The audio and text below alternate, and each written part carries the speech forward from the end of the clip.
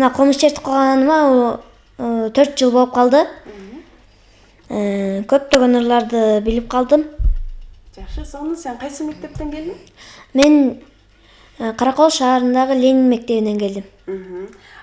Сен ошо 4 жылдан бери комуз чертем дедиң, ошондон бери ырдап келем дедиң. Анан кайсы жактагы кружокко катышасың же өзүңөрдүн мектепте барбы? Өзүбүздүн мектебибизде тилекке каршы жок, бирок мен музыкальный училищеге барам, Ыбырай Туманов. Жакшы, сонун дагы кандай ийгиликтерди жарата алдың сен? 4 жылдын ичинде мен ар кандай концерттерге барып жүргөм. Сон, анда эмесе биздин көрөрмандарыбызга жагымдуу бир ырлардан, номерлерден даярдап келген экенсиң. Бизге энекем, өзгөчө, мак кептерим жана сары ой аттуу чыгармаларды өзү даярдап көрөрмандарым үчүн буларды арнап берем деген максатта келген экен. Анда эмесе кел, кайсысынан баштайын деп жатасың? Кайсы чыгарманы бизге эң биринчи аткарып бересиң? Анда эмесе көрөрмандарыбызга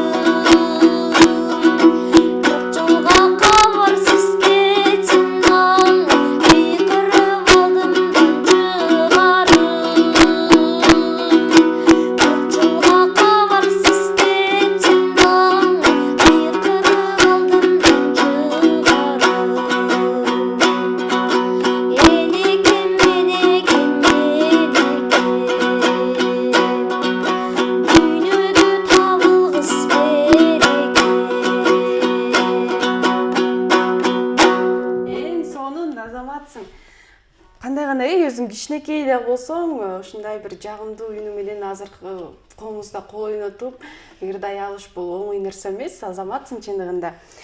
Бул номерди, бул ырды сен канча убакытта жаттап бүттүң? Муну негизи ырын нотасын этиги бир неделяда бүтөт. Жаттаганым 1 эле күн керек болот. Бир күндө, бир жума, бир күн, Андан сырткары комузга да кошуп чертиш үчүн канча убакыт болду? Комузга кошуп бат эле болот негизи 1 эле күндө. 1 эле күндө, Жаттап туруп сразу эле салса болот. Азаматсың анда. Анда эмесе өзгөчө аттуу чыгарманы тартып алып бербейсиңби? Макул. Көрөрмандарыбыз үчүн,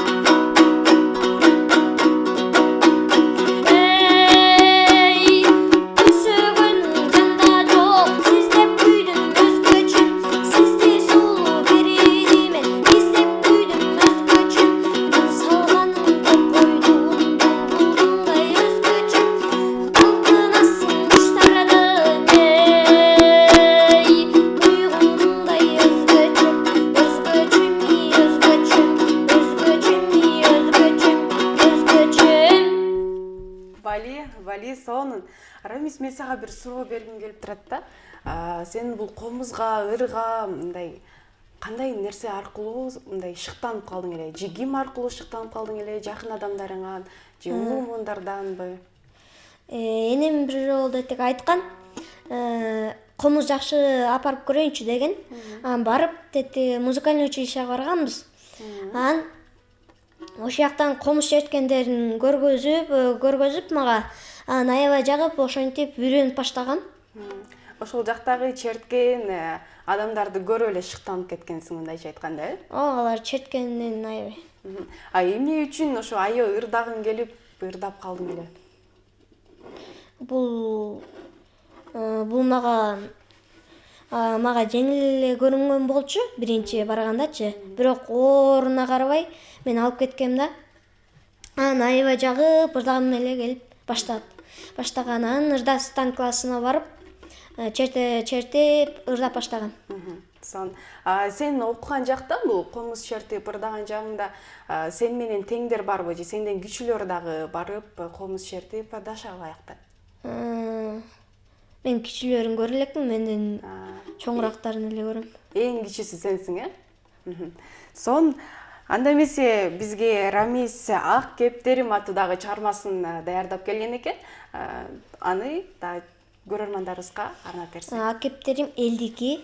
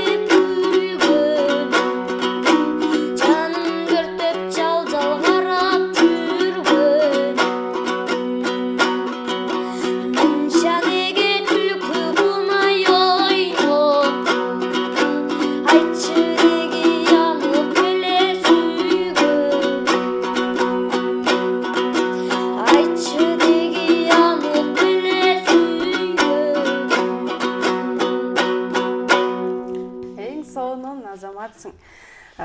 Өнөрүң өркүндөй берсин, өсө бер. Биздин кичинекей бир мейманыбыз көрөрмандарыбызга аябагындай жагымдуу маанай тартып алуу деген үмүттөбүз. Анда эмесе эркин микрофонду сага суналы. Жакын адамдарыңа, бир туугандарыңа, мугалимдериңе, ата-энеңе же дагы башка жакын адамдарыңа мындай жагымдуу каалоо тилектерди айтып алсаң болот учурда. Жалпы кыргызстандыктарды мен чын жүрөктөн жаңы жылыңыздар менен куттуктайм. Анан Сары ойду силерге ушул жаңы жылга арнап чертип берейин. Жарайт анда.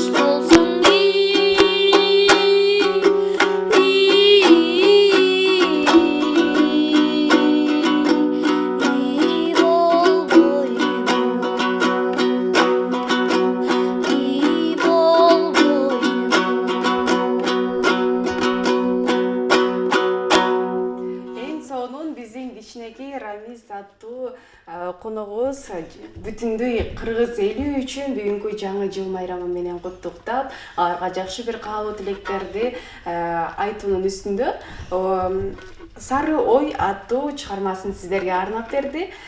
Бизде убакыт бир аз гана чектелүү экен. Анда эмесе сен келип бергениңе аябай